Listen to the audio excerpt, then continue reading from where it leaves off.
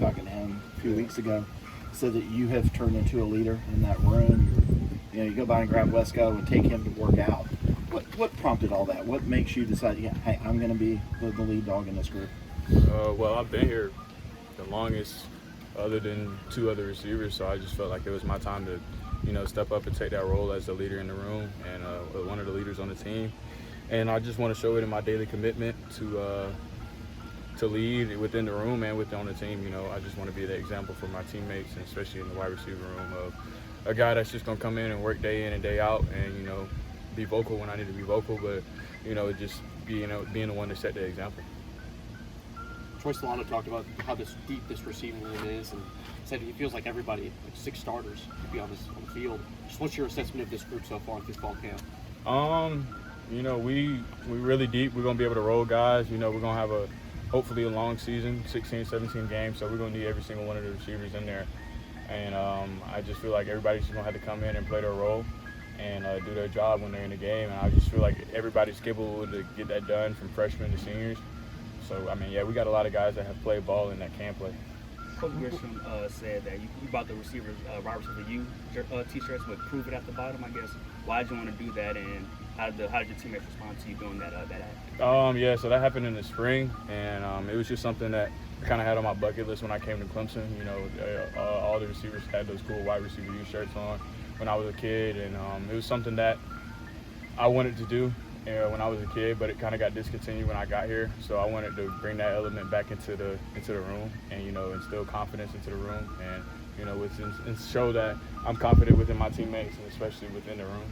And I just wanted them to go out there and be wide receiver U like I know that we can be. We got the players, we got the personality. We just got to go out there and do it. With "Prove It" at the bottom, I guess, is there like a feeling within the receiver group that you guys haven't lived up kind of to that expectation wide receiver U the past couple of years? I'm gonna take it year by year. I'm just looking forward to next season. This season coming up, and it's really nothing. I just want to prove it this season. So that's all I meant by proving it. And every day, shoot, it doesn't matter who won last year, who won last week. We got to go prove it every single week. You mentioned the confidence for you. Where's your confidence at now, especially from a health standpoint and everything? I'm 100%. I was 100% last year. I just had to get my mental right, and it just took me a while, about 5 to 6 weeks to get my mental right. Once I got my mental right, I just was able to take flight. But now I'm just going to take that from week 1 and just continue to instill my confidence into the guys, and hopefully into this offense. Making big plays downfield and being consistent. What do you mean when you say get that mental right? It's a mental aspect of this game that not a lot of people understand. Being in the right headspace, and I just feel like that now that I've been in the office for a year, and last year I didn't get a spring, so being able to be in the spring and go out there and play really has instilled a lot of confidence in me and the playbook, and knowing where to be so Kay can give me the ball at the right time, and me and Kay just being on the same page at all times has really helped me understand how to play within the offense and get my targets and help people get open, and also block for our run game. Does that also come somewhat just from the knee standpoint, just trusting it again, making sure what you're feeling is not there or is there or whatever? Yeah, it's definitely an element to it. When you get injured, you don't want to go out there and play fearful, but you can say that all you want, but until you go out there and do it, it means nothing. But like I said, being able to go out there and have some confidence and some leadership skills, wanting to lead every single guy in the room, it drives me every single day. I wake up to come live and see the wide receivers in the room, see the offense, because I love playing with those guys, and I want to play for those guys, lay my life on the line for them every day. You talk about that connection with Cade. How much do you feel like you've really grown with him this offseason, and just what are your expectations for a duo like that to progress? So me and Cade have really, we've lived together for 2 years, and our off-the-field relationship is really strong. We're working every single day to get our on-the-field relationship very strong. Like me knowing where he wants me to be at the right time.